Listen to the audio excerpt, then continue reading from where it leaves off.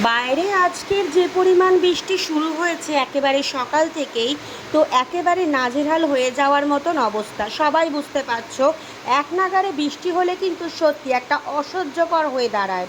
তো দেখো, আজকে সকালবেলা উঠেই দেখলাম কালকে প্রচণ্ড ঝড় বৃষ্টিতে আমাদের যে তুলসী গাছটা তোমাদের দেখিয়েছিলাম বালি আর সুরকির মধ্যে হয়েছিল, সেই গাছটা না আপনি আপ পড়ে গিয়েছে।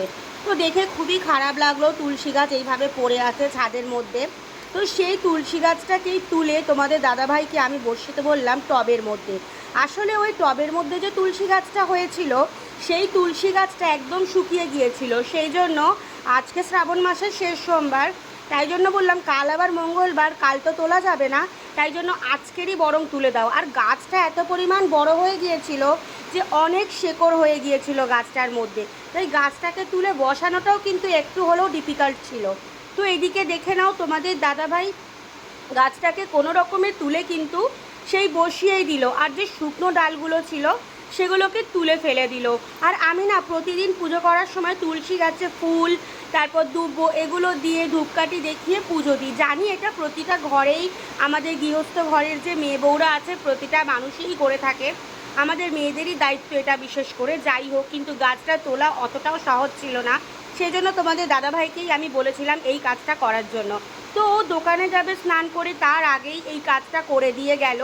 যাই হোক, একটা কাজের কাজ হলো। এইবার আমি চলে যাব রান্নাবান্নার কাজে, কারণ আজকের বাজার করতে পারিনি তোমাদের দাদাভাই, এত পরিমাণে বৃষ্টির কারণে শুভর দাদাকে কোনো রকমের স্কুলে পাঠানো হয়েছে।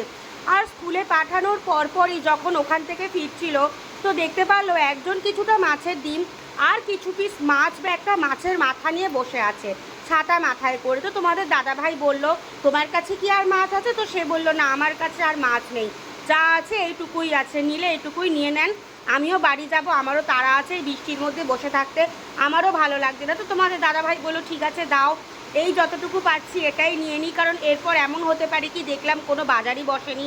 এই রবিবার তো আমাদের এখানে কোনো বাজারই বসেনি, রবিবার পুরো ঘুরে ঘুরে শেষ পর্যন্ত আমাদেরকে অনেক দূরে যেতে হয়েছিল।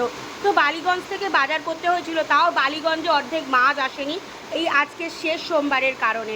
তো যাই হোক, তারপর রান্নাবান্না সেরে দেখো কিছুটা লেবু নিয়ে বসে গেলাম, লেবু খাচ্ছি আর তাকিয়ে রয়েছি জানলার দিকে। বিশ্বাস করো, নিজের ছেলেবেলাটাকে এত পরিমাণে মিস করছিলাম যে তোমাদের বলে বোঝাতে পারবো না। আমি আমার শৈশবকালটা ভীষণ মজা করে কাটিয়েছি, একদম আনন্দ মজা হাসি ঠাট্টা করে। আর স্কুল জীবনের কথা তো কি বলবো জানো তো, আমি এক জায়গায় একদমই স্থির হয়ে বসতে পারতাম না, খুবই চঞ্চল প্রকৃতির ছিলাম আমি। তবে হ্যাঁ, কখনো কারো ক্ষতি করব বা কাউকে নিয়ে হিংসা করা, এই ধরনের মেন্টালিটি আমার কখনোই ছিল না। আর এই দিকে দেখো, শুভ সকালবেলা তার স্কুলের বোতলে জল ভরতে গিয়ে নানান দিকে জল ফেলে বসে আছে। তো আমি ওকে একটু আধটু বকা দিলাম, যদিও খুব বেশি বকা দিইনি, কারণ নিজে থেকে যে চেষ্টা করেছে জলের বোতল ভরার, এটাই কিন্তু আমার কাছে যথেষ্ট।